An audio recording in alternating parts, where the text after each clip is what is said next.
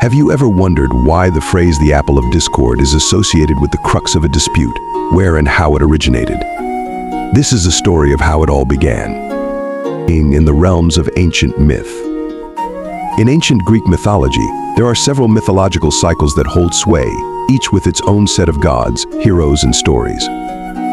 The tale of the apple of discord is one of these myths, and it is a captivating story that revolves around jealousy, rivalry, and the consequences of vanity. It begins with the wedding of Peleus, a mortal hero, and Thetis, a sea nymph.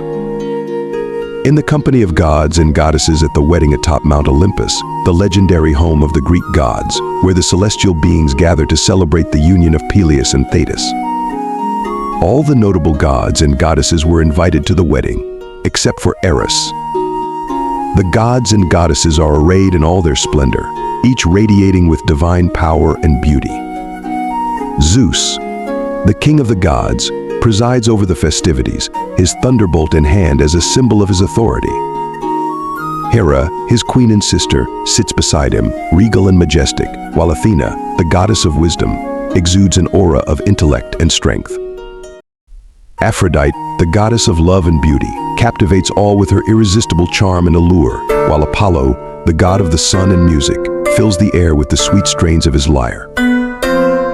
Artemis, his sister, stands tall and graceful, her bow at the ready, while Hermes, the messenger of the gods, flits about with his winged sandals, conveying messages and jests. Amidst the divine assembly, tensions simmer beneath the surface, for one goddess has been excluded from the celebration, Eris. Now, Eris is the goddess of discord, strife, and chaos. She delights in creating conflict and revels in chaos among gods and mortals alike. Eris is depicted as mischievous, spiteful, and prone to disrupting harmony and creating tension wherever she goes.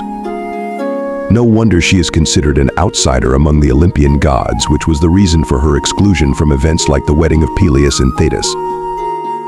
Feeling slighted by the snub, Eris decided to exact her revenge by causing chaos among the divine guests. She procured a golden apple from the garden of the Hesperides and inscribed it with the words, "For the fairest." In simple terms, it means for the most beautiful woman. With mischievous intent, she threw the apple into the midst of the assembled gods and goddesses, where it lands with a resounding clang. Instantly, the atmosphere shifts as Hera, Athena, and Aphrodite each claim the apple as their own, believing themselves to be the fairest.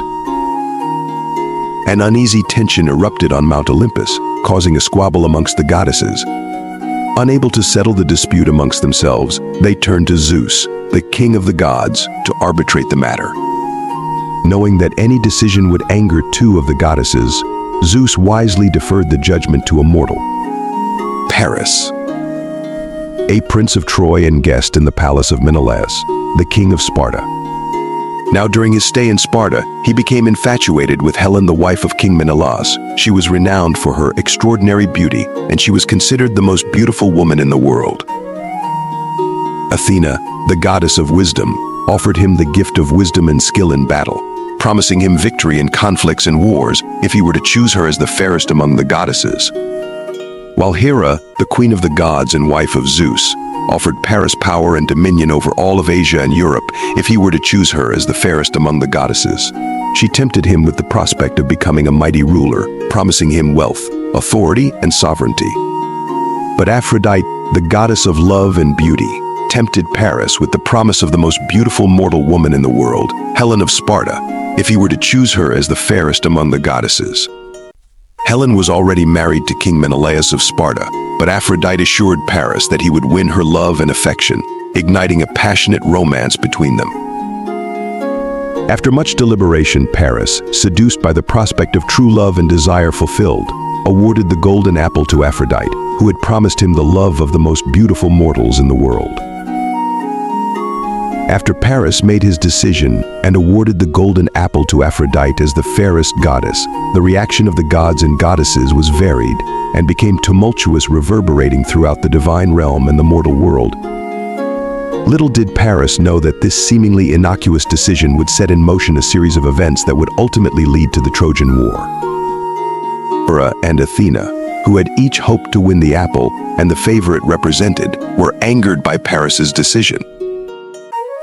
They felt betrayed and outraged, and their anger towards Paris and Aphrodite fueled their desire for vengeance. Aphrodite, on the other hand, was delighted by Paris's choice and the fulfillment of her promise to him. She reveled in her victory and the prospect of Helen's love for Paris, knowing that her influence had tilted the scales in her favor. The gods and goddesses of Olympus were divided, with some siding with Hera and Athena in their anger and others aligning themselves with Aphrodite in celebration. However, regardless of their individual sentiments, all were aware that Paris's choice had set in motion a chain of events that would have far-reaching consequences for both mortals and immortals alike. With the manipulative power of Aphrodite, Helen fell in love with Paris and willingly chose to elope with him to Troy, despite being married to King Menelaus of Sparta. Helen's abduction by Paris enraged the Greeks, ultimately leading to a coalition of Greek forces besieging the city of Troy for 10 years.